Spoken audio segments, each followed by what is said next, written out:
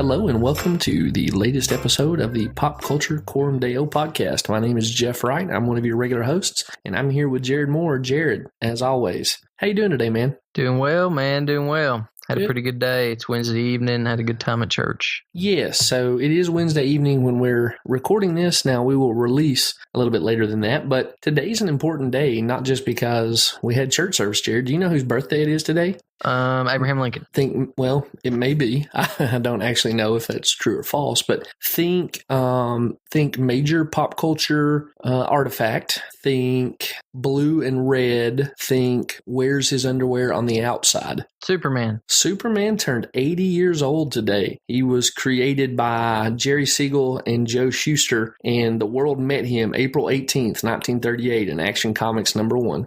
I wish I had that copy. I wish you did too. It'd be fun to know a very wealthy person. For real. And I just, that'd be fun to know. I just rejoice in my friends receiving blessing, right? It's because it's because of how godly I am. I don't know if you've noticed that, but that's why. Yeah, I've noticed, man. You're like, I don't know, it's like Moses coming down from the mount with having to wear a veil. Okay. It's getting a little thick here. Listeners, get your waders on. Hey, look, we're reviewing today Justice League from 2017. I mentioned a couple episodes back that we were looking to do some Redbox content that would be available to people who are bringing stuff home to watch with their family or bring home to watch in their leisure time. Justice League has been at Redbox for several months now, and all cards on the table. Jared was kind enough to review this film with me as basically a personal favor. Very specifically, I feel like this movie has gotten a bad rap. So it got panned by critics when it came out. Right now on Rotten Tomatoes, it's got a 40% score among professional movie critics. And that's pretty indicative of the way critics responded to this movie. They saw it as choppy, uneven. Anyway, they raked it over the coals pretty hard. And I'm going to say on this podcast that this movie deserves another look and reconsideration. Now, I say that, though, with a particular caveat. I think this movie deserves another look and reconsideration if your conscience will allow you to watch the movie. And so with that in mind, Jared, what conscience issues do you see in Justice League? There are a few cuss words. The Lord's name is abused a few times, and there are a few scantily clad outfits for both men and women, and there's a lot of violence and some scary, intense scenes. Yeah, there is a time where we go to Wonder Woman's home island, Themyscira, and just like Wonder Woman doesn't wear, particularly, I don't know the right description.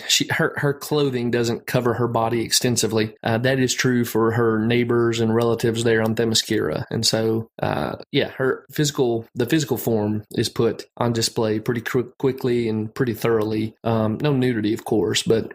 Nudity is probably not the standard we're looking for when we think about modesty and the needs of Christians to present themselves appropriately, right? Mm-hmm. Super violent, too. I mean, this movie, it's a superhero movie. There's fights, people die, horses get killed, women get killed riding horses. Yeah, just violence everywhere. Before we jump into analysis proper, I had mentioned previously that this movie had been raked over the coal by the critics. And it's not just critics, it's also comic book fans in general who have given Justice League a very hard time. In order to get an accurate representation of that perspective on our show here, I've called in the help of a special guest. Okay, guys, I am here with the Calvinist Batman. You may know him from his own podcast by that name, Calvinist Batman and Friends, or maybe you've met him through the Theology League. Either way, I met him in person at a recent conference, and he gave me a book by Trevin Wax called Eschatological Discipleship. Since books are my love language, I sort of developed a Wookiee life debt toward him in terms of feeling like I needed to connect with him more. So he was kind enough when I reached out and said, hey, we're covering Justice League. Would you be willing to give your thoughts on that, since Calvinist Batman clearly has an interest in theology and superheroes? And he was kind enough to say yes to that. And so, sort of conversing through Twitter, I found out that he has a critical take on Justice League. And since the theme of our episode is the need for people to take a second look at this movie and maybe reevaluate some of those criticisms, I thought it would be a perfect opportunity for Calvinist Batman to represent that critical take. So that's what I'm going to ask him to do here. Calvinist Batman, thanks for being on. on, man. I appreciate you taking the time to do this. No problem, Jeff. Great Batman voice. Okay, so if I were going to say to you, look, I want you to go full bore on what's wrong with Justice League, and I said, what is the central problem with Justice League? How would you answer that question? To boil it down, I would say that the central problem of Justice League is that they are not the heroes anyone has ever seen, ever. So when you come to a superhero movie, there's a expectation that at least you will take something or a good part of the character's history, character and backstory and development in particular, and all of this will make its way somehow into screen, even if it's where you're pulling from their very beginnings, where they're not the person we kind of know them today, but at least that's in the catalog there. At least we're expecting that. And every single character in this movie there's no one going, yeah, that's who I grew up with, or that's who I read. They are like Batman isn't Batman. If we're going to focus on who the central character of Justice League, of course, is.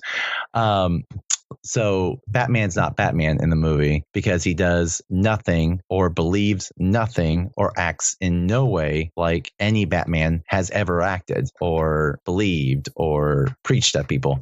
And so those things are critical. And if you take away all the superhero facade and just look at it as a movie, it's really horrible. The only thing that makes it even passable is the fan reaction to seeing their superheroes on screen, or people at least knowing about these heroes, and seeing them on the screen. And even then, it's still a horrible movie. Well, you're certainly not wrong there. It is so jarring watching that movie, seeing Batman. I watched it again just for the show. You did. More than a life debt. Yes, and thank you for that. If you guys want to go see that is a fun Twitter read. I think the hashtag was Justice League LT.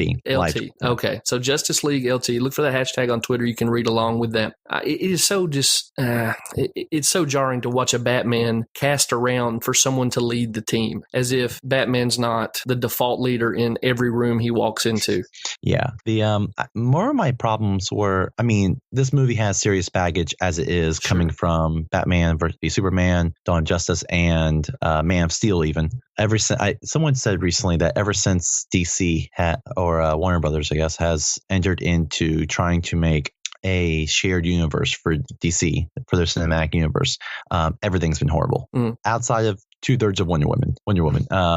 Like everything's been horrible. Their best moments were actually when no one had a shared universe. It was just Batman or just Superman. And I thought they did some great work, and I agree.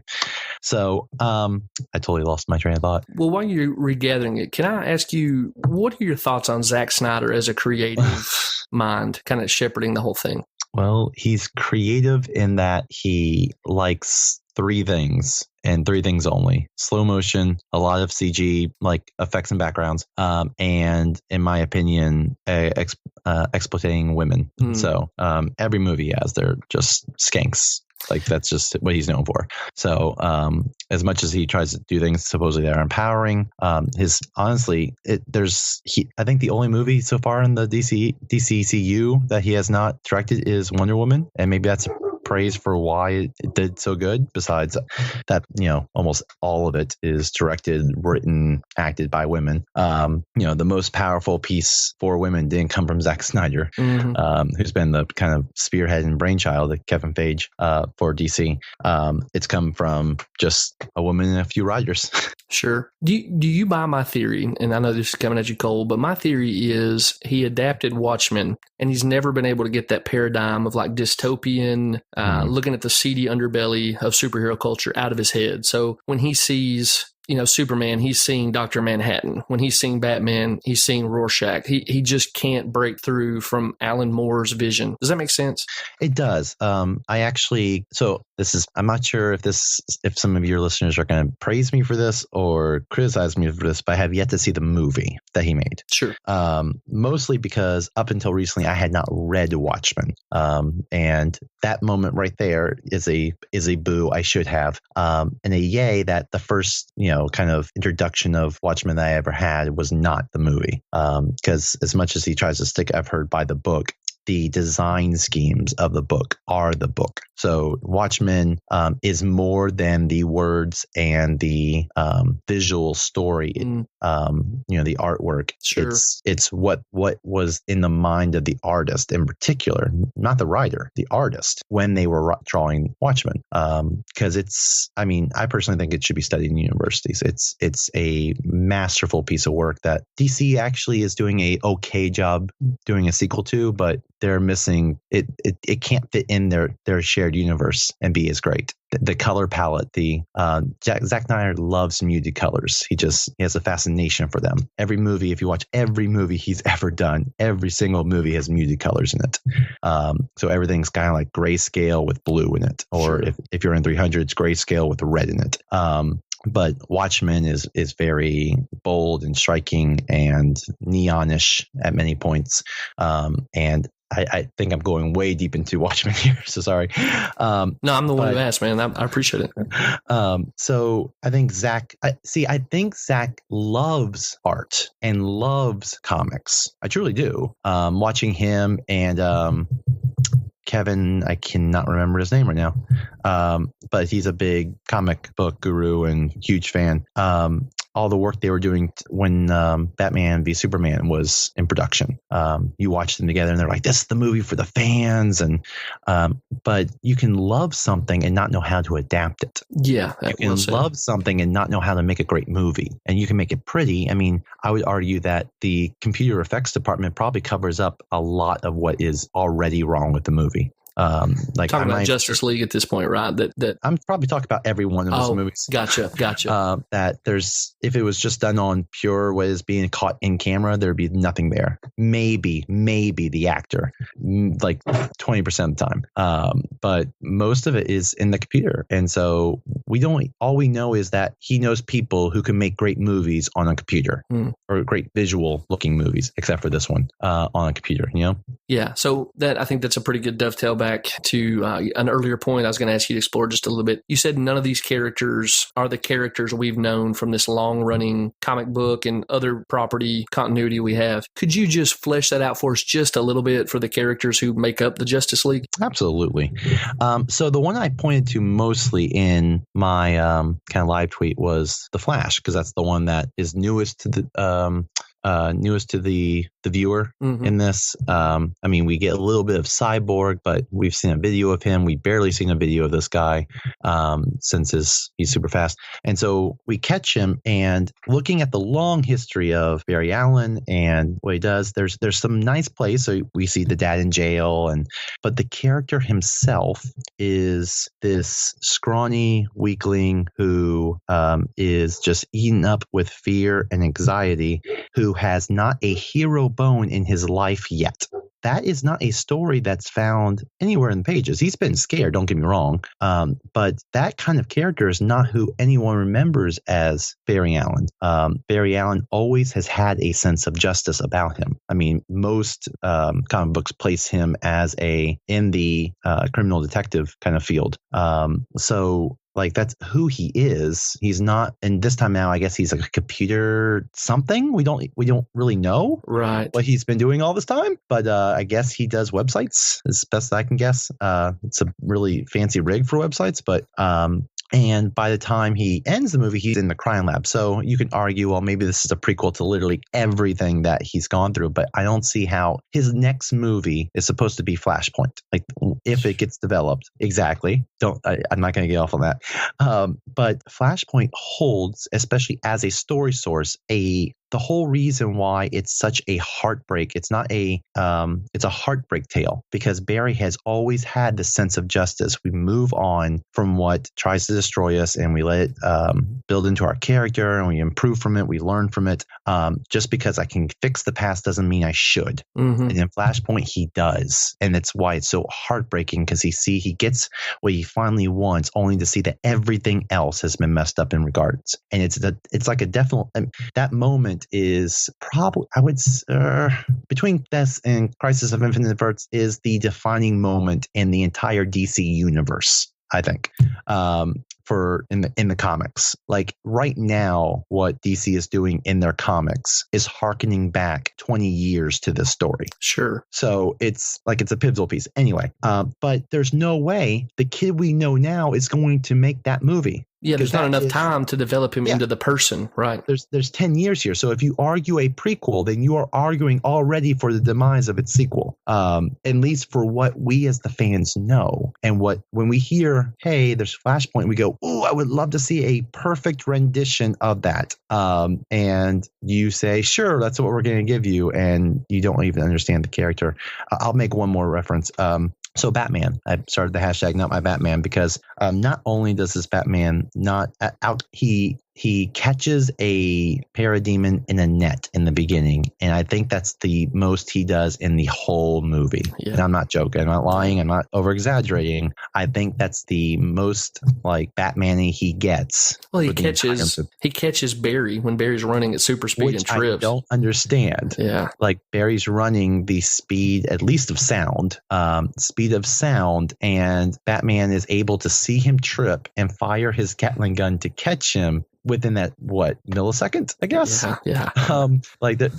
But anyway, in Batman, most of what Batman makes Batman is his psyche. That's why we love Batman. That and just the over like I can do anything. I can guide a plane down that's about to crash on my own without any help, and everyone survive because I'm Batman.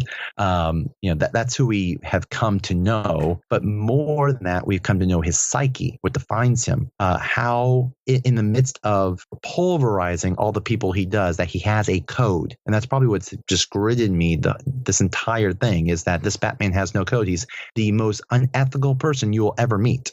Yes. Cosign. Yes, he kills about 50 people. Brands the ones he sends to prison so they can be identified and receive some kind of prison justice. In this movie, he is, let me see if I can remember. They're talking about, so spoiler warning, but I don't even think that counts anymore. Sorry. You should have watched it by now. But they're arguing for, bringing Superman back from the dead and with the MacGuffin, and the Batman that we know is like super smart and super wise. He's never hasty unless he knows it's going to work. And even if he knows it's like, even though we think it's hasty, really we'll find out later that he had it all planned all along. That's who we know as Batman. And this Batman is like, I know it's 1,000,000 chance and we could probably destroy like all of Metropolis if this goes wrong. And we haven't ran any numbers, but I think we should do it because, two of us fought the bad guy and didn't seem like we had much luck under the water. So we really need Superman. So let's just bring him back from the dead. Yeah. Yeah. Let's just risk, however many people are in Metropolis, because they've already said this thing is a box of untold power, infinite power. This thing could, if it can raise the dead to life, then, if it blows up, what would it do? And it's other people arguing that we should care about human life and what it does. We should care about the ones living and we should care and respect the ones in death. That is Batman. What's being spoken back at Bruce is Batman. And by the end of the movie, Batman is justified for being unethical. Like he's thank you for bringing me back. There's no fallout to his decisions. They're best buddies. In fact, situations have been improved since in many people's lives. So it's when we see Batman cave in to his baser instincts, we always see him lose. That's a great point. And so he knows and he has a code, especially when it comes about the importance. And what I would say, Batman has a severe theology of the Imago Dei, is what I would say, like theologically, that he knows, if not explicitly, then he knows internally and has honed it by experience and by what he's seen, that every person made in the image of God is important and valuable. And something that Superman does too. Like Superman doesn't go off and kill people either. Unless you're Zod. Yeah, unless you're Zod in this universe, which is why Man of Steel was so maddening. Mm-hmm. Like it's not halfway. It's probably I would say after Wonder Woman, it's probably the best film in the series. But it's so maddening because we all know Superman. What makes Superman is that he can see an impossible situation where both choice A and B will come to utter destruction or devastation, and he still finds a way. to fix everything somehow. Even if there is some loss, that loss is to himself. He bears the brunt of the attack instead of letting others die or others be affected. That's what makes Superman Superman. Not in this movie. He rather kills someone instead of doing the hard work of using his brain. Same thing with Batman. He rather kill and then do the hard work of how to convince these people to stop their evil deeds. That is so very well said. I particularly resonate with your points about Barry Allen, Superman. I mean, you've said everything needful about Batman. You've nailed that down to the wall. The point that I'm going to make later in this episode, I don't want to step on too much though, is that if Superman is willing to kill, Lex Luthor all of a sudden has a very good point. And he stops being a character that you think, oh, this is a wacko, what's he doing? To someone who's maybe acting in their best interests. I lay a lot of that at Zack Snyder's feet. But yes. And to a degree, I really wish they would have, they talked about like, you'll see why he had to kill Zod in the next one. And I don't think we ever do, but I wish actually he made a point when he said that. I'm like, okay, it goes against everything Superman is, but okay, maybe I'll treat him a little more human, and especially if he's growing up in today's culture, I'll grant him that, and let's see what you do. And they outside of the place where he's going before the Supreme Court or the whatever, and all the people are protesting him outside. That's like the only cut we really see of people seeing him as you're supposed to be the savior. Saviors don't do that. We don't get any reward from that, which I thought was really sad about that movie. Well, you've been very generous for your time. I don't mean to keep you tied up longer than I initially asked for, but maybe to bring this kind of back in a loop here with characters who are not who we've known them to be over our extensive trajectory with them in history. I'm one of those rare guys who, while I love both Marvel and DC, and I have a long history with both of them, my heart bends toward DC. And this is not original with me, but someone once said that the heroes in DC Comics would be heroes if they never got powers. Yeah. And that's entirely true of Barry Allen. When Barry Allen actually disappears into the Speed Force and he's replaced by Wally West is characterized by being inspired by Barry Allen. His driving force is to live up to that legacy. And you're absolutely right. What we see in Justice League just is it's not just a pale shadow. It doesn't even rise to that. It's a complete departure, which even from just a base pragmatic standpoint, why not use the material and the characterization that has shown itself to be something people resonate with, people from multiple generations, different backgrounds. There's something about the classic comic book characterization that really sells itself to people over and over again. Why throw that away? But Justice League decided they wanted to. Yeah. And like you said, I lay that at the feet of Zack Snyder that per his own words, and you can look this up, he wanted to deconstruct the superhero genre. And that's Marvel's job. Marvel's job is making selfish people into heroes. That's not DC's job. DC's is an optimist view of superheroes. Like you said, even if these people weren't going to get superpowers, they'd still be heroes. That most of them start at a place of perfection, and we may bring them down just a little bit in terms of getting their hands dirty, maybe a little bit, but their true character is always winning out. That's not the story of most Marvel comics I've read, at least anytime recently. So yeah. Well, hey, thanks again for being so generous with your time. I wanted, if you've got another minute, I know you've got a very large following already, but I wanted to give you a chance to let people know what your work is now, and if they're not familiar with you, figure out, hey, what are you aiming at doing through your work, and how can they connect with you doing it? So talk to us about the Calvinist Batman podcast, talk to us about the Theology League, anything else that you've got brewing. Sure. So I do 3 different shows. The first one is Calvinist Batman Reads System. Sorry, it's Calvinist Batman and Friends. That's the main show, where I have authors usually or speakers on and we talk about a variety of topics, and we just are I think by the time this posts, we'll have Matthew Barrett, who's an amazing writer and theologian and professor. He's on the show talking about the theology of the Reformation. So they're lighthearted talks. They're not super crazy. And I try to keep that door open for the person who's brand new into theology or Reformed theology. And kind of be that first step into the door for them. So it's a very lighthearted show and easy. It usually goes about an hour. The second show is Calvinist Batman Reads Systematic Theology, where I am making systematic theology audiobooks at about 20 minutes a segment. We're going through Voss's Reformed Dogmatics. So that's probably the easiest old systematic theology I could think of. So and that's been quite beneficial. And then every once in a while, when three of us, myself, the super theologian or Kyle James Howard, and then Calvinist Girl, who's on Twitter, but still is anonymous, when we all three are at an event together, we do a show called the Theology League and talk about current issues. And we've talked that we need to do the show more, because I think the last time we did the show is last year or the year before or something like that. So it's been on hiatus for a little bit, but you can still look at past episodes, and especially in the current light of everything that's going on in our nation, the past episodes, even from 2 years ago, are finding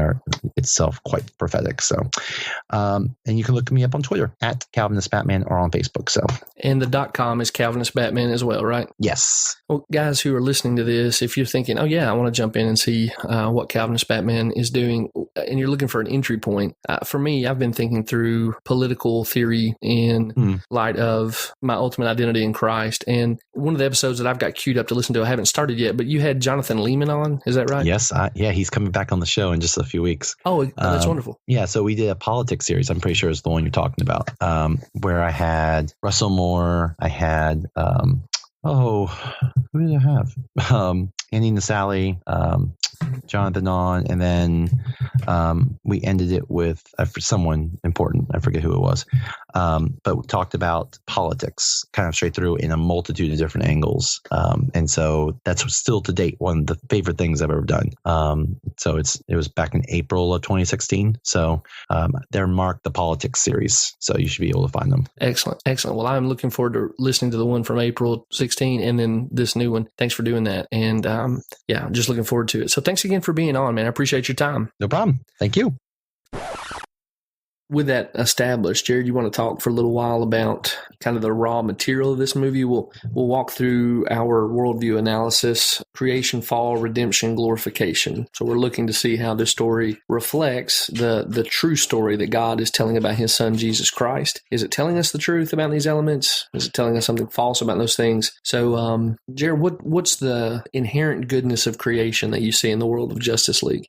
It's pretty much mimics our world. It's a beautiful world, but a dangerous world, a world of both good and evil. And men can choose one or the other, but men always, it seems, need superheroes, supermen and women to save them. Yeah, this movie is part of the DC Extended Universe, their cinematic universe, DC's version of the Marvel Cinematic Universe.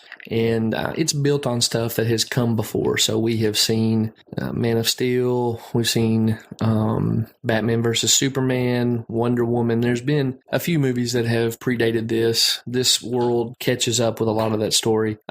This is a fantastical world. I don't know that we always think of Batman and Superman or Captain America and Spider-Man as being in the same genre as, I'm trying to think, Frodo and Samwise or Aslan and the Pevensey children. But in a lot of ways, this movie is playing with the same stuff. It may not originate its magical properties in the same place as those stories do, but this is a fun imaginary world to live in, and it invites the reader's imagination into considering what it would be like to be more than human. There's a famous game, and I'm sure I've asked you this before, maybe even on a previous episode, but it's fun to imagine, even as a guy in my mid-30s, if I could have a superpower, what would it be? Let me catch you cold with that one, Jared. If you could have any superpower in the world, which one would you take?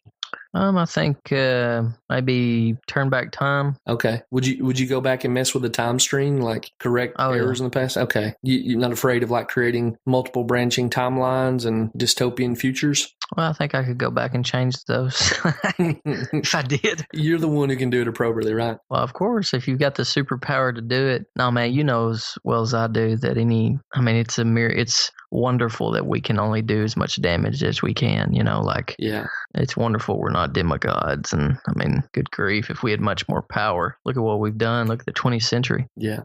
Well, that's true. And that took that in a much more depressing direction. For my part, I would go much less grandiose. I would love to be able to fly. We're getting just a little glimpse of spring weather in our part of the country. And I noticed on my ride in today, the first time I saw I saw birds in the air.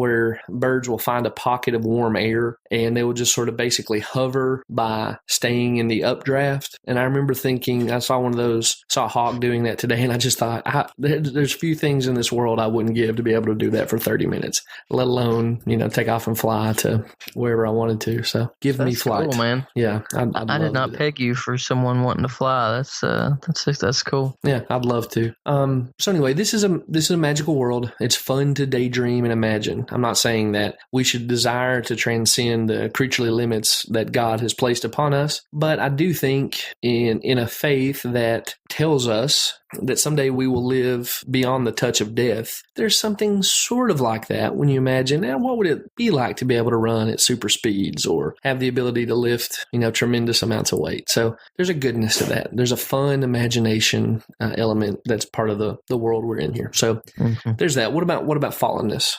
Fallenness is, there's evil people. There's evil people all over the place, and it seems that there's always a new superhero movie because there's more evil people who rear their heads, and they'll take over and destroy everything that is good unless someone intervenes. Yeah. One of the things I appreciate about the DC EU, it comes from Wonder Woman, which if you haven't heard our review of that film, you can find that in our archives. Would love to encourage you to listen to that one and then give us your feedback on the episode. But one of the central plot elements of that story is that Diana, not living in the world of men, has this naivete that all of warfare basically can be traced back to the god of warfare, Ares. And she thinks, if I go into men's world and I find Ares and kill him, I will eliminate their propensity for war. But what she finds out is, Ares may be having an impact on the way men pursue warfare, but even when he's kind of taken out of the picture, they still do these things, right? And there's a disillusionment that comes from that. She sort of gets to meet the world the way it is. And in that sense, I think the DC Cinematic Universe is telling us the truth. There are supernatural intelligences and powers that are interested in provoking brutality among men. But also, men are very interested in doing that on their own accord. Yes, we live in a world of powers and principalities and a present darkness, but we are also descendants not just of, Adam and Eve, but we're related to their children, Cain and Abel, the first fratricide in human history, right? We have killing our brother baked into a genetic level. And so the Cinematic Universe tells us the truth about some of those things. This is beyond the movie of Justice League, but I think this movie raises it, and I want to highlight it at this juncture. I think one of the reasons that some people dislike this movie is because Batman versus Superman, the predecessor, Dawn of Justice, it soured them on basically the DC Cinematic Universe because of, in my opinion, Zack Snyder, who was the primary creative shaping intelligence on the DC Cinematic Universe until Justice League. And Zack had delivered years ago an adaptation of Watchmen, which was an Alan Moore creation, one of the first postmodern comics. It took apart the comic medium. It showed the dark underbelly of superheroes in a way that seems more adult, I think, to a certain understanding. So the heroes there weren't fighting for truth, justice, and the American way. They were subject to all the most deplorable vices of humanity. So it's a famous comic from a famous creator. Zack Snyder takes it, and he delivered what I think is a pretty faithful adaptation of Watchmen. But then he's given stewardship over the DC universe, and what he doesn't seem to understand is that the Watchmen was, again, deconstructionist, dystopian. It was a commentary on comics in a lot of ways, and that what made Watchmen compelling as a one-off is not what sustains comic books as a medium over the scope of their popularity, basically. And so in Zack Snyder's DC universe, the heroes are particularly fallen. So in Batman versus Superman, Batman has become jaded and cynical to a degree that even as he's fighting crime, he brands people so that they will be identified when they go into prison and they'll receive prison justice. And the even worse example of that for me is that in the Superman origin movie, Man of Steel, when you have Superman talking to his parents, Superman is basically treated by his dad as a closeted homosexual, in the sense that people can't know this about you. And then by the time you get to his encounter with General Zod later on, Superman's willing to kill General Zod. Then when you get to Dawn of Justice, Zack Snyder has rightly understood that Superman is very much a Christ figure in literature, but he's doing the postmodern deconstructionist thing again. So you have a Superman who is deeply conflicted about whether or not he can identify with humanity. Does he care for this strange race of beings that he does not come from, but he lives among? And he has these dialogues with his mom who tells him, look, be their savior, basically. Or she says, forget them. They don't deserve you. You just pick whichever one. And that plays out in a couple different scenes that I think Zack Snyder thought were really cool, but I don't think he appreciates the way it destroys the characterization. So in Dawn of Justice, one of the most telling is there's this flood scene, and there's this woman and her family on top of a roof, and they're reaching out for someone to come save them. Superman shows up, but he hovers over their house, and the woman is reaching up to him, obviously calling out to him, but it's clearly religious imagery that he's playing with there. And Zack Snyder's thinking, he seems to be thinking anyway, there's a cool image that kind of drives home the cross metaphor. But Superman is taking a moment to hover above someone he should be saving. Does that make sense? Oh, yeah. And what you end up being left with is a real sympathy for the Lex Luthor of Zack Snyder's consideration. The Lex Luthor of Batman versus Superman Dawn of Justice is building a weapon to use against Superman because he sees Superman as a threat. Well, yes, if Superman isn't really sure that he likes humanity and wants to help them, Lex Luthor has a really good point. We should have a means of defending ourselves against him. And that's what the brokenness of Zack Snyder's moral vision leaves you with. And I think that's why up until Wonder Woman, which started sort of reversing the trend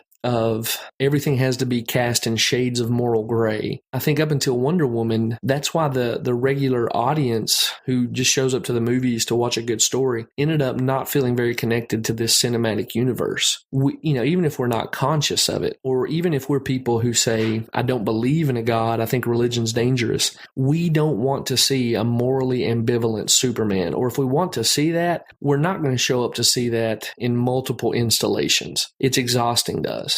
We want a Superman who's not terrifying. We want a Superman who, is adopted by humanity and at the same time adopts humanity and becomes one of the best examples of humanity from that position as an adopted outsider who's been brought in. You get what I'm saying there? Oh, yeah. Well, we don't go to superheroes because they're like us. I mean, that's not, and the good guy always wins for a reason. I mean, you know what I'm saying?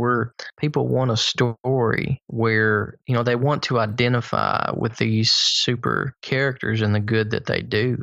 Absolutely. And I want to say that I'm sure there are people listening to this podcast who say, oh, yeah, I want more, quote unquote, I hate this description, but mature superhero stories. But the thing that has sustained these stories and have made them continually relevant to new generations and new creators who are telling fresh stories with the characters is that this is comic books are a moral world. We've forgotten that in postmodern or advanced modernity, whichever label you apply to our cultural moment.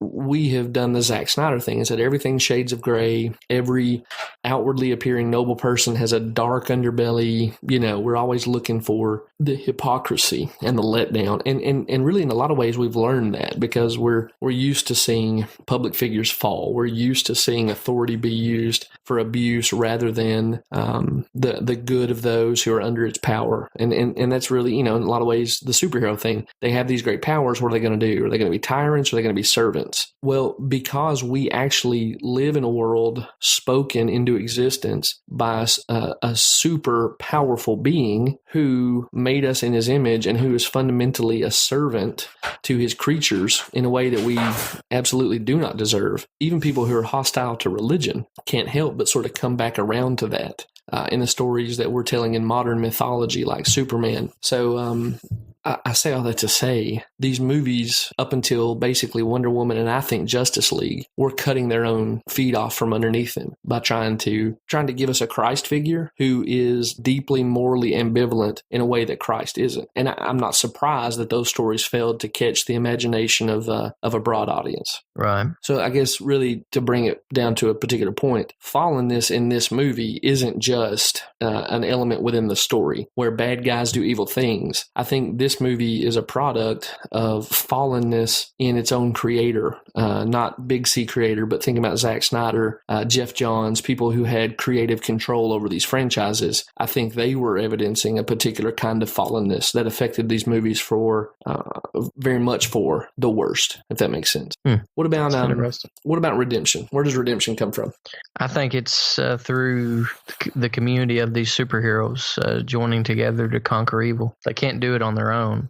Yes, so this movie tells us that teamwork is a positive virtue, right? Right. And I mean, that's not something we're going to criticize, I guess. I think sometimes that we think of teamwork as too much of a virtue, as if there were some inherent goodness to it, rather than it being a useful tool if connected to a servant-heartedness, right? Mm-hmm. I think if you want to see this done well in a superhero movie in a way even better than Justice League, I'm a big fan of The Incredibles, the animated movie. Yeah. That roots the image of teamwork within a family. Now, there's flaws there. They have to figure some stuff out. But you come away with seeing these exceptional people. It's a good thing for exceptional people to serve other people. And it's really good if exceptional people see themselves as servants who then link arms with other exceptional servants. You know what I'm saying? Mm-hmm. Oh, yeah. And we're getting a new Incredibles movie very soon, and I cannot wait to watch it. Oh, yeah. Let's review it on this. Absolutely. Any other redemptive elements we want to highlight here? I don't believe so. Glorification. Well, before we move on there's one thing I do want to note, and it's one of the reasons I think that families should reconsider this. In fact, if you have kids who are old enough to do some of this may be a fun project to do. Again, if your conscience and what you let your children or, your peer set, if y'all can agree to watch these movies and nobody be offended, and I say if you can agree, I'm not saying that should be your aim or your project, but if that's your conscience, that these movies are on the table, it's a good idea to take Batman Dawn of Justice and show the scene I referenced earlier where Martha Kent is telling Superman, basically, love him or leave him. It doesn't matter. You just pick. There's no transcendent truth that's calling you to serve them. You just, whatever's in your heart, you do it. And then show Superman floating above a flooding victim. Then flip it over to the end of this movie where Superman has come back from the dead and the woman he loves the most has told him, yeah, I know you've got to go fight more evil, but don't die this time. And he flies off to go confront this big bad guy. He gets there and starts the fight, but then he realizes civilians are in danger, and he immediately leaves to go take care of them. Him and the Flash head off, and Superman immediately, instead of just drifting above people, watching them reach out to him with some kind of existential yearning, he just picks up their house and moves them out of danger. Then he goes back to the battle, and there's this pressing need to pull apart these mother boxes, and it's clearly on the table. This may kill you, but he doesn't hesitate. This guy's back from the dead. He doesn't hesitate. He grabs the box and starts pulling it open. That's a much more compelling Superman here in this movie, and the contrast between him as a character in this film versus Dawn of Justice, I think, is a wonderful teaching opportunity to kind of walk through the morality of people with giftedness. Well, all people are called to serve in a way that looks like Christ as a servant, but it's particularly those of us who those who have a giftedness, an exceptionality that is given to us as a stewardship from our Creator. It's particularly important that we're servant-hearted Mhm. and that we give ourselves for the benefit of other people. So I think you can see redemption even in the way this character has changed as Zack Snyder's control lessened. Does that make sense? Mhm. Yeah. So you mentioned it earlier, glorification. What do we do with glorification here? When the good guys work together and win, There's a better it's world. there's a better world, and at least temporarily. Yeah. So there's a better world that's not under threat from these super powerful alien intelligences. Mhm. But when they do put down the big bad threat at the end, there's an interesting almost return to Eden. We go to this Russian town that has such a funny name. It's like Bazaristan or something like that. I can't remember, but it's clearly playing off an English root. And it looks like what I imagine maybe Chernobyl or some abandoned Russian land looks like. At one point, one of the heroes asks, "What kind of people live here?" And I think Aquaman says, "People who have nowhere else to go." Well, this invader comes in, starts using this otherworldly technology, and these big tendrils of power and no telling what else start reshaping this town, and it puts all the people who live there in danger. But when they beat him, when they beat the invader, when the Justice League drives off the invading force, it turns into that structure that had been reshaping the town turns into this beautiful plant life. Mhm. And at the end of the movie, and this is one of the things I think also people should give this movie a fresh look. By the end of this movie, you don't have a Superman who's wrestling with, what do I do with these gifts that I've been given? And do I even want to live a public life as a superhero? Am I going to be, a servant, or am I going to let these people live in the filth of their own making? He clearly is enjoying himself by the end of this movie. So him and Flash take off on a race to see who's faster. And there's a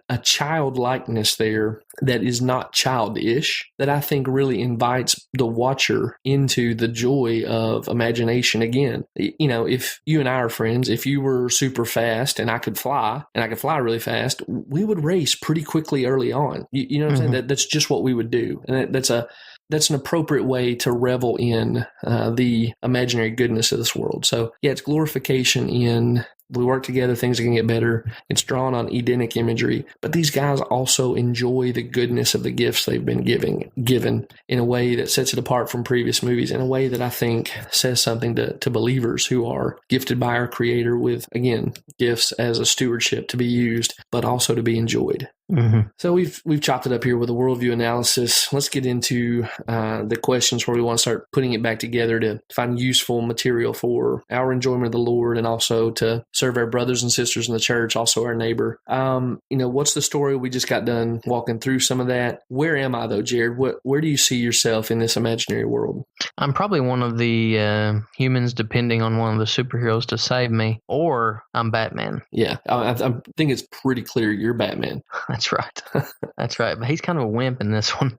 Yeah, that's actually my major problem with this movie, storyline wise. Mm-hmm. He spends the whole movie saying, "Oh, I've got to find a leader to lead this team. I've got to find a leader to lead this team." That's hogwash. Batman is automatically the guy that is in control of any room he steps into. He goes from killing Superman almost in the last one, right, to being kind of a weenie in this one. Yeah, there's a funny scene where, again, this is not a strength. These are some of my criticisms, basically Batman's portrayal. There is this scene where Superman and he are talking pretty much the first time after Superman has been resurrected. When Superman comes back, he's very angry at Batman, and so he just pitches a fit and is just breaking everybody till eventually Lois Lane comes and calms him down. But by the time they meet up again, Superman's got his head back on his shoulders, and they're talking, and Superman says, "Well, I know you didn't bring me back because you liked me." And Batman kind of stammers through, "I didn't not like you." But then we see Superman operating. He's just, full display of powers, kicking tail. And Batman puts this stupid grin on his face and is just like, "Oh, wow." And he totally fanboys out watching Superman. It's super goofy. And it's just not consistent with who Batman has been basically since he first started being published, Mm-hmm. Yeah, that's me. Helpfully, this movie reminds me that my well-being is really predicated on the intervention of greater beings than myself. And really a lot of danger in my life comes from that too. You know, we've talked about it in other places that we really do live in a world where there are unseen, incredibly powerful, hostile intelligences watching us in a way we can't see them. I mean, it would drive you to paranoia if it weren't actually how things are. Mm-hmm. But thankfully, that's not the only element that's present here. There is a creator who has taken my well-being in the fullest sense of that word as his own priority. And ultimately, that's going to be the most determinative criteria of how these supernatural beings affect my life. Mm-hmm. What do you see in this movie that's true and good and beautiful? What's awesome? Where do you see common grace? I think the principle of community is right. Can't save the world alone. Man was not meant to be alone. You know, he needs woman. Men and women need friends. Our need for others is evident. Even Batman needs others in this movie.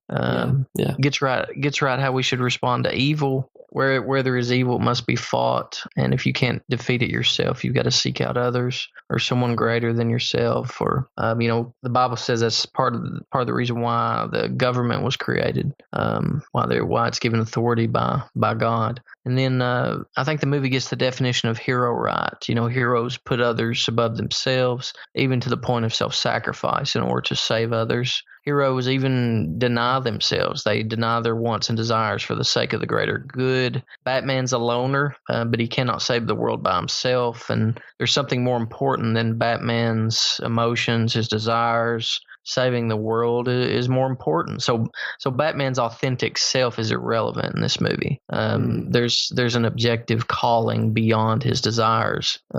He must defeat evil. And it gets right. The movie gets right that we need someone not subject to death if we're to be saved. That's well said. Superman died in order to save others in Batman versus Superman, and this movie rises from the dead. You've already pointed that out. And I thought something interesting about that reality was, Superman uses his ice breath to freeze Steppenwolf's axe. Yeah, so Wonder Woman. Jared, just a second. We got a little bit of digital static there. Just to clarify the record, you said Superman uses his breath, his ice breath, to freeze Steppenwolf's axe. Yeah, and so Wonder Woman then shatters it with her sword. And I just thought that was an interesting choice that the superhero who rose from the dead, Superman, and the demigod, half god, half woman, Wonder Woman, are the two who take away Steppenwolf's means of hurting people. So his axe. And the reason why that's interesting is because, from a Christian perspective, and I don't know if this is by design, but consider Superman and Wonder Woman as types of Christ or representations of Christ. Yeah, pale imitations, but nonetheless, right. Right. I mean, I think there's some argument there, design there. Like Wonder Woman is supposed to be, Superman at the very least is a Christ figure, at least based on those who originally created him. And then Wonder Woman is supposed to be a type of Superman. And so I just think it's interesting because Steppenwolf, representing Satan, and you consider how Satan controls humanity or how he harms humanity. It's through sin. And so once Christ took care of our sins, he took away Satan's means for controlling the elect. He took away. I mean, it's I don't know. I'm probably reading too much into it, but I just thought that was a cool illustration. Yeah, and we've talked about the demigod thing, particularly in our episode on Moana, which we'd encourage you to go back and read the write-up for if you want to look at like text-based analysis of the concept of the demigod. The demigod is a half human and a half man. That's not what Jesus is. Jesus is fully God, fully man. But demigod sort of apes that truth in a very poor way, right? And that's true for Wonder Woman. She's in that way, she's a pale imitation of Christ, but you sort of see a little bit of him through her. If I can jump back a little bit, your idea that even Batman needs a team or Batman needs people in this movie is one I had not considered, but I think one that's really strong. Part of Batman's appeal is that he kind of confirms or gives us an imaginary entrance into the ultimate individualism that is so much of America's intellectual and social fiber. You know, we want to live as if everything about our life is only dependent upon us. And Batman gives us this false impression that, you know, if we'd been born super rich, we could basically be Superman. I mean, we could basically be Batman. We just had to train hard enough and have enough money. And he is the ultimate individualist. But as you've noticed, it's helpful for this movie to point out that even our fictionalized representations of that idea aren't ultimately sustainable. And that speaks to how truly unsustainable it is to attempt to live that out in the real world. Right. And I mean, if Batman, you know, if he wasn't helping people, you'd call him a narcissist. Yes. I mean, and that's something that shows up in comics too, that, you know, is he helpful, or is he a dude dressed up as a vampire beating up mentally ill people? You know what I mean? Like, oh, wow. Yeah. Different creators have played with that. Yeah. It's like he doesn't need anyone, but everyone needs Batman. You know, it's, and then can you really love a character like that? You know, or is he the mentally ill one? That character has you can do a lot with it. You mentioned another thing that I wanted to highlight. If our listeners aren't familiar, Superman was born out of the imagination of two Jewish young men. And you remember the time frame in which his creation appears, right? So, but starting about 1880 into about 1920, there's a huge influx of Jewish immigrants to America. And then by the time the creators of Superman, Siegel and Schuster, are playing with their creative talents, you're watching this guy named Adolf Hitler become the Chancellor of Germany, and there's an anti-Jewish sentiment, you know, that's ramping up in America. And there's a lot of good scholarship on Superman as a Jewish figure of redemption. So I'll put this in our subreddit, but Den of Geek has a piece called Mensch of Steel, Superman's Jewish Roots. And they point out that Superman in some ways is very similar to Rabbi Lowe's Golem of Prague. And I said Golem, it's Golem. But, you know, this Golem is a character who was created to protect the Jewish community from oppressors. It was designed to give strength and hope. It fought for justice for this oppressed people. And a lot of that same stuff is playing out with Superman. There's more though. Den of Geek points out that there are parallels with Superman's story and Moses's. I'm going to quote them, but I'm going to quote that piece. Both Superman and Moses were born in times of crisis. For Superman, he was born to a dying planet. In Moses' case, he was in real danger of being killed by the Pharaoh. So both of the parents make this choice to send their sons out into the unknown, either across space and time or down the river, famously populated with giant crocodiles. Faith here ultimately pays off. They land in the arms of a loving stranger. Those infants find a safe home where they're not just raised and cared for, but they're nurtured in that into a sense of being part of the tribe of humanity, and called to like give themselves to their people in some way. And I think that's not reading too much into the story.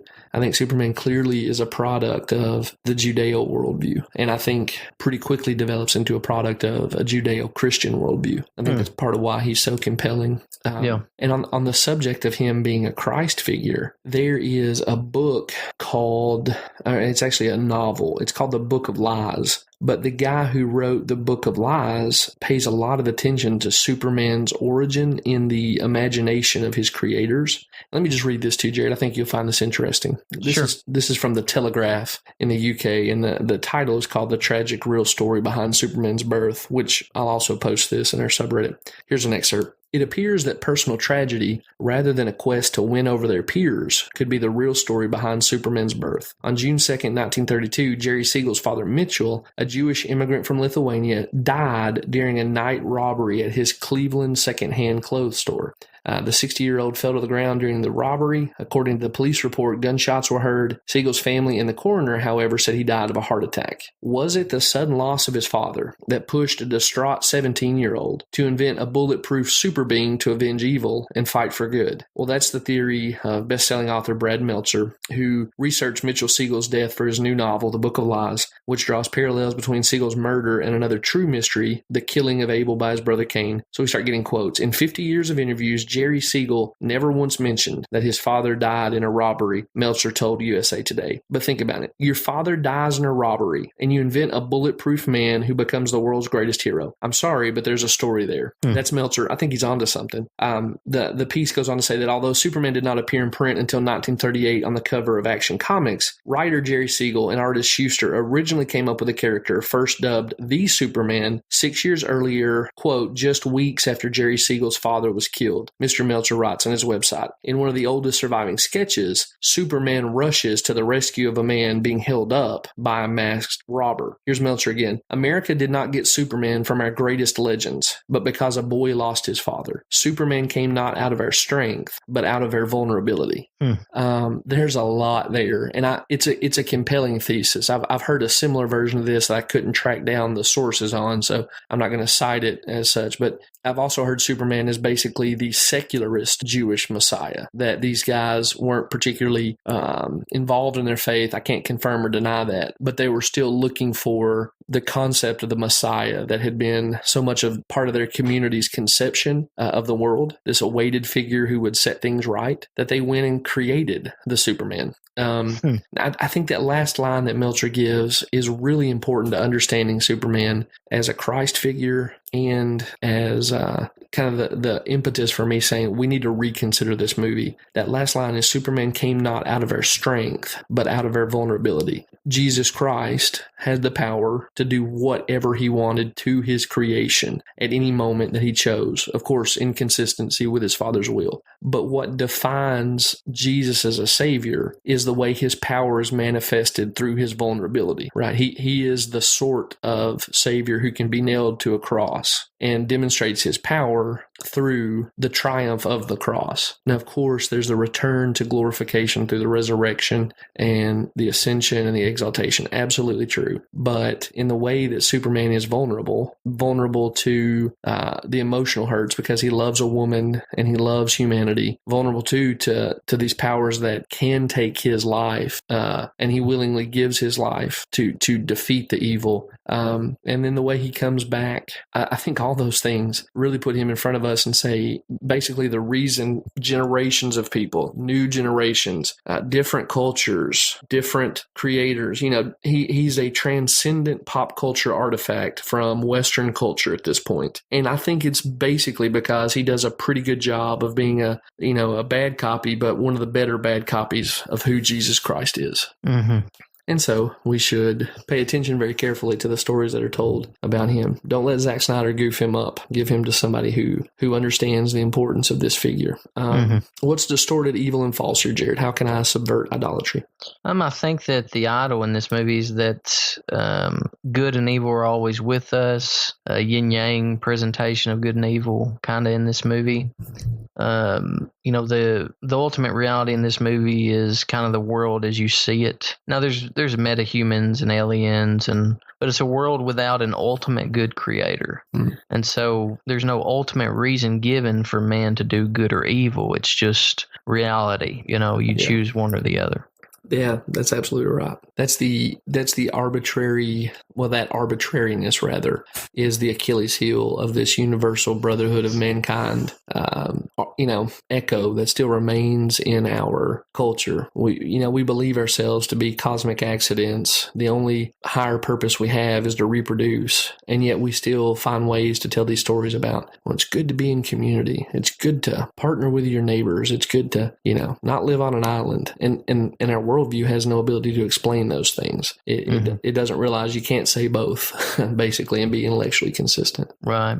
And it's interesting, man. It's interesting how, even this movie ends with Lex Luthor plotting to organize the Legion of Doom. It's just they defeat one evil and another one comes up, and then they defeat it, and then another one, and so on and so on. It's unending. Yeah, I guess that is, I want to give them charitably, if you're going to be telling stories of superheroes, you're going to have to always find a new way to generate a new threat, right? Sure. Or bring a defeated enemy back into focus. But sure. That's a depressing view of history, and I think a lot of people see history that way. way, right? We have this idea that history is cyclical and that, what goes around comes around, quite literally, in human history. I think you and I would both agree that we do see patterns in history and themes, but I know we agree that history is moving in a linear direction to the glorification of Jesus Christ. I mean, if you really do believe that history is just basically a comic book, bad guys pop up, good guys try to fight it. Sometimes they're successful, sometimes they're not. Then the cycle repeats itself. That story has nothing to offer you as,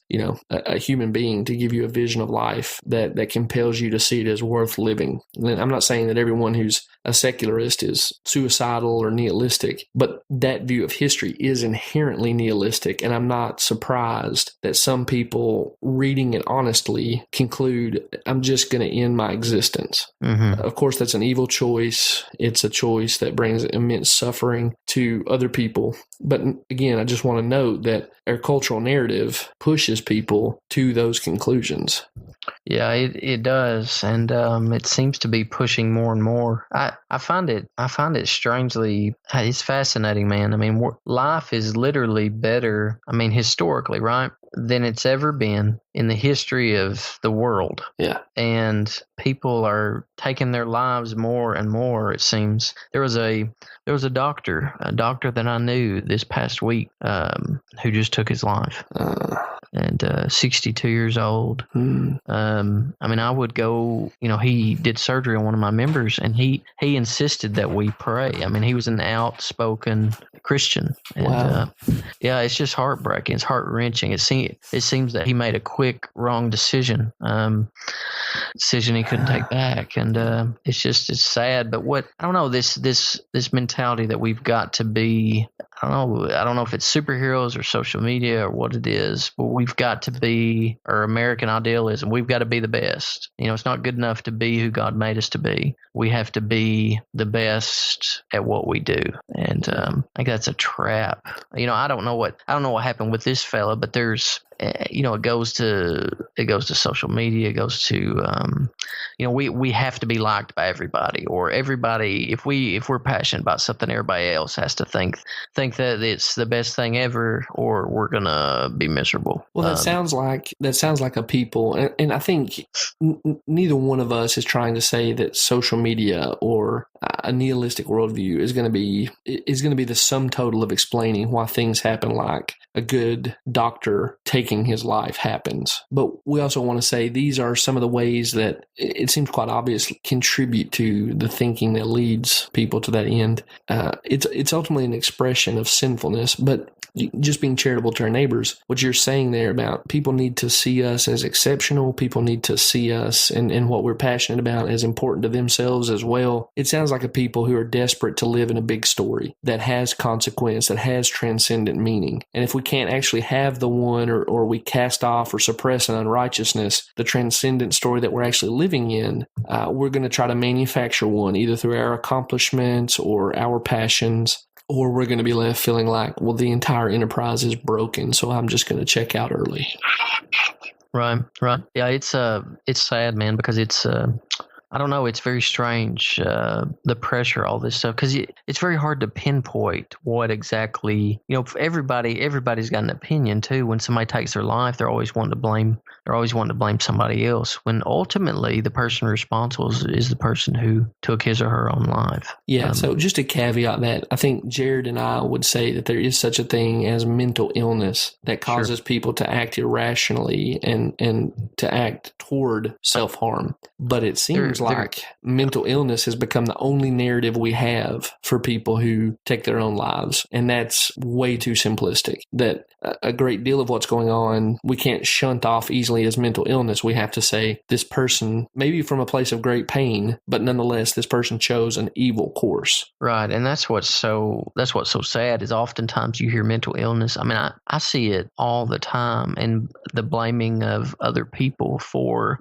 if people people are bullying these people or people are hurt, they're going to answer for they should be called out for their sin, but no one causes someone to commit suicide unless they pull the trigger for them, or they have some sort of, the person, like there's suicides where the person has had a break with reality, basically, right? Or they've wrongly concluded that death would be preferable to living in this pain. I don't want to be unsympathetic, particularly not for our listeners who have had people do this. We're not saying that your loved one was a moral monster for this choice, but we are saying, unless you can point to some chemical troubles in the brain or, something along those lines, or prolonged abuse, something like that, it is a monstrous choice to take your own life. And we need to have that as part of our mental tool bag for diagnosing this problem. Otherwise, we're not going to be able to get to the bottom of it, because we're looking for a root that crowds out some other really legitimate roots of the problem. Right. I mean, you and I aren't medical doctors, but we can help folks spiritually. And I think both of us, from what you're saying, sounds like we agree that the majority of the time it's spiritual issues. It's a believing man rather than God. So instead of me believing what God says about me, made in his image, conforming me to the image of his son, I'm supremely valuable if everybody and their brother hates my guts. They can't change God's value of me. And somebody's opinion cannot change it. Likes on Facebook and somebody bullying me. None of those things, nothing anyone ever says or does can change what God has said about me eternally. And there's great freedom in that. And so in order to take your life, because to start basing your value on what other people think of you, you have to care more about their opinion, at least in those moments, than you care about God's truth, his value of you. And that's the real danger. I see it with bullying in our society. I'm thinking of teenagers because of the uptick of suicides. Teenagers are basically being taught that suicide is brave, that suicide's a legitimate option. It's tragically noble. Yeah, if they're being bullied, it's a legitimate option, and there's all this empathy, and there's all this. And see, back in the day, man, it was so frowned upon that I guess what I'm saying is, man, is when something is accepted by society, you're going to see an uptick in it. I mean, it's if they make it a noble thing, there's just going to be more and more of it. Yeah. There's certainly a sense in which media has contributed to the idea that, or rather, it's contributed to the idea. How am I trying to say this? I'm stumbling over it. More people see this as a credible option because we've come to see human life as stripped of dignity. Humans aren't exceptional anymore. They're just another part of this accidental creation. And we tell stories, one of the most notable, Romeo and Juliet, right? The tragic lovers whose love leads them to take their own lives. But it's ramped up in the way that media spreads this image, and it's paying off in actually having more suicides. I actually think this is true for school shooting as well. I think media coverage has led to the increase we've seen in school shooting. So I guess we're a little bit afield here, but the point stands. We have to have a category for evil as a cause for human choices. Otherwise, we're not going to understand the world we live in. To put one last sort of check on some of the stuff we've been saying, I want you to hear me say explicitly, we're not telling you that if your loved one committed suicide, they should have just believed harder, right? They could have prayed it away. If they really fully bought into God's narrative about themselves, they'd be insulated from the pain that led them to take their life. But we are saying that we have real resources in God's giving us his image, giving us dignity, not only in giving us his image, but in sending his son to take up our nature and die on behalf of those who believe. There are real resources in that to combat a lot of the thinking that leads people to conclude that suicide is an acceptable option. Yeah, and I would suggest, from this movie, if any of our listeners are having suicidal thoughts, to talk with your pastor, talk with your elders, talk with your doctor, depending on who that, I would prefer a believing doctor, a fellow Christian. But also one of the best things, that can help, in my opinion, is to put your hands to something good. So learn from this superhero movie. to where you're giving yourself for others. Mm-hmm. I think there's much benefit in that. Mm-hmm. Much benefit. I mean, when you're worried about other people and focused on other people, I think it helps alleviate some of that inward focus. Yeah, this is just anecdotal, but pastorally, this is not a silver bullet to take care of anxiety or depression. But pastorally, I've often seen it in people who are struggling with a form of anxiety, depression, that if they will intentionally make a choice to give themselves to some specific service, they go volunteer at the rescue mission in their town, or they, find some widows to go take care of in some way, getting them groceries, building accessible, ramps and stuff into their housing. It has a positive effect on on the person's experience of depression and anxiety. Again, not a silver bullet, but it does seem to be built into us that serving others is a real help, practically speaking, to our emotional and mental state. Mm-hmm. Jared, last question. How does the gospel apply in this movie? I think this movie, the best it can be is temporary peace until an evil person attacks. And the gospel offers something that's ultimate, an ultimate fix to what's wrong with the world. A superhero cannot fix anyone's heart, but when the Holy Spirit applies the finished work of Christ to our hearts, he transforms us from death into life. And through Christ, we are being perfected so that one day we'll be completely perfect like Christ and no longer live in a dangerous world, for Christ brings a new heaven and new earth where he reigns perfectly over a perfect people forever and ever. And so even in the new heavens and new earth, part of what I believe, and what I believe Jeff believes this too, is, we're bound to our anthropology. We're bound to our nature. And something that the Lord is doing by taking on our nature, or has done, is we're being conformed to his image. And so the nature that my Lord and Savior possesses today, the human nature he possesses, one day I will possess that nature. And so your person is bound to your nature. And so if your nature is perfect, there's not going to be I assume in the new heavens and new earth, there's not going to be a capacity to sin in this new nature. And so because my person in the new heavens and new earth is always acting through my human nature, this perfected nature, and I'm bound to my nature, I'll never be able to sin again. So it's eradicated, and there's no possibility of some new evil. Evil's been judged and taken care of forever. I mean, that's such a wonderful picture, man, to think through what our loved ones are experiencing right now, and what the new heavens and new earth is going to be like. And when folks talk about being bored about heaven, it just blows my mind. How could it's boring living in an evil world where boredom is possible. The new heavens and new earth, there's not going to be any boredom. You're not going to be bored with enjoying God's goodness for all eternity. Absolutely right. He is the great subject that we will spend eternity exploring, and it will be truly fascinating.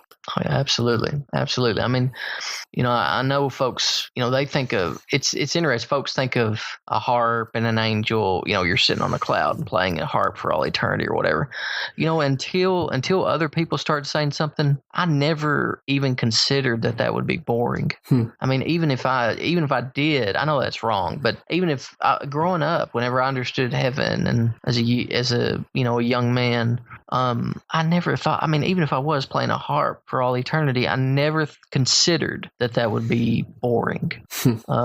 I just, because it is the thing you were designed by your creator to do if you play if that were the scenario, right? Absolutely. I mean, I don't think the angels who are around the throne in Isaiah, who all they do day and night, holy, holy, holy. I mean, I don't think they're bored. No, they're riveted, right? Yeah. I mean, can you imagine? I mean, you imagine you're riveted with your wife, and I'm riveted with my wife and my children and the poems and the love that comes out of that. I mean, imagine seeing your creator, Savior, face to face and all that he has done for you, and getting a glimpse of that, no longer seeing through the glass darkly or dimly. And it's just so compelling. Yeah. So compelling. Absolutely. Absolutely. Well, Jared, man, we're at the end of this thing. Anything else you got to add to the analysis of Justice League? No, I think that's it, man. But I will say this. Now, it's the Marvel universe, but I'm looking forward to Infinity. What is it? Infinity War? Yeah. Me too, man. Me too. Marvel has kicked DCEU's hind end in terms of box office sales. I feel like...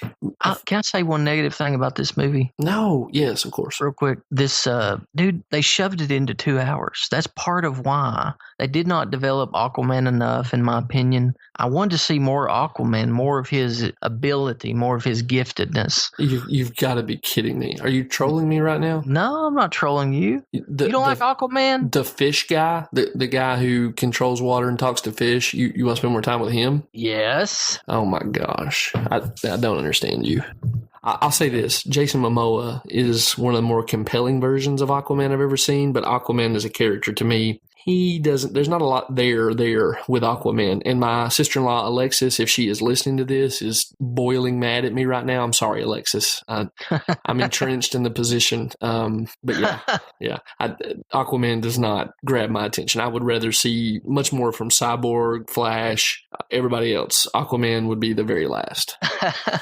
Well, I liked, same thing with Cyborg and even the Flash. I think from what I heard, from what I understand, now this may have just been rumor, but Warner Brothers sat down and said, you got to fit it in 2 hours. You got to fit it in 2 hours. Yeah, the biggest problem basically with these movies has been the creative minds behind it and the corporate structure in control of it. I don't think Warner Brothers cares for comics. I mean, the entire DC line for them is, one line item that's equivalent to a tax write-off in terms of the bottom line contribution. And then you have Zack Snyder and Jeff Johns, who are people who don't understand, at least in my pretty extensive consumption of their works, they don't understand morality. So they tell these incredibly uncompelling stories about superheroes who are supposed to be morality tales.